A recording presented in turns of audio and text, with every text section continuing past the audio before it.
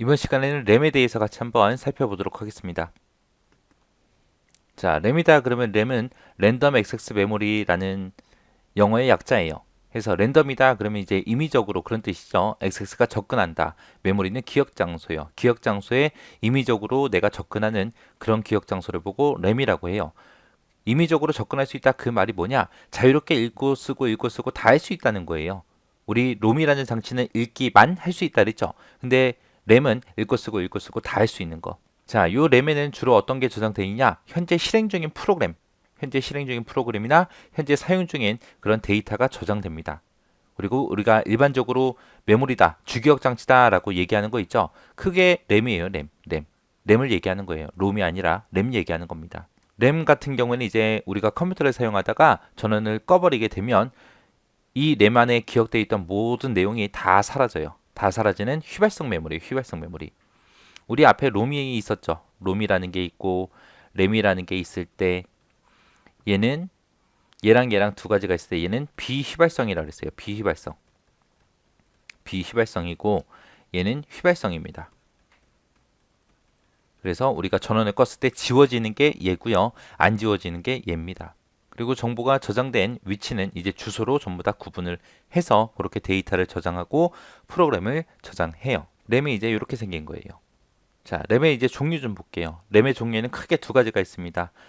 D램이라는 게 있고요. S램이라는 게 있고 두 가지 있어요. 다이나믹 메모리 해서 동적 메모리가 있고 스테이트 메모리 해서 우리 정적 메모리가 있고 두 가지가 있습니다.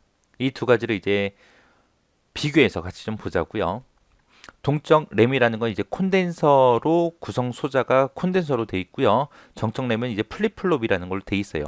플립플롭이라는 거는 1비트를 기억할 수 있는 기억 소자를 보고 플립플롭이라고 합니다. 콘덴서라는 거는 전기를 저장할 수 있는 일종의 축전지를 보고 우리가 콘덴서라 그래요. 그래서 S램하고 D램 같은 경우는 특징을 잘 기억하셔야 돼요. 특징이 플립플롭은 1비트를 기억할 수 있는 기억 소자라 그랬죠. 그래서 전원이 공급되는 동안에는 계속 그 내용이 유지가 돼요. 근데 콘덴서 같은 경우에는 전기를 저장할 수 있는 일종의 축전지라 그랬죠. 그래서 얘는 일정 시간이 지나면 전하가 방전이 돼요. 그래서 주기적으로 재충전이라는 걸 해줘야 됩니다. 그래서 D램은 재충전해야 된다. 이거 잘 기억하셔야 돼요. 그러면 S램하고 D램하고 두 가지 중에 어떤 게 더 좋은 거냐? S램이 훨씬 더 좋은 거예요. 얘는 전원이 공급되는 동안 내용이 계속 유지가 돼요. 유지가 되는데 얘는 중간중간에 계속 재충전해야 되기 때문에 그만큼 이제 시간이 더 오래 걸려요. 그래서 접근 속도 보게 되면 D램이 느리다. S램은 빠르다라고 되어 있고 당연히 빠른 만큼 가격도 비싸겠죠. 그리고 D램 같은 경우는 이제 저가예요, 저가. 우리가 일반적으로 주기억 장치다, 메모리다라고 부르는 게 요 D램 얘기하는 겁니다. 우리가 사용하는 일반적인 주기억 장치가 D램. 우리가 흔히 컴퓨터 살 때 메모리라고 얘기하는 거 있죠? 그게 우리가 쓰고 있는 요 D램이에요.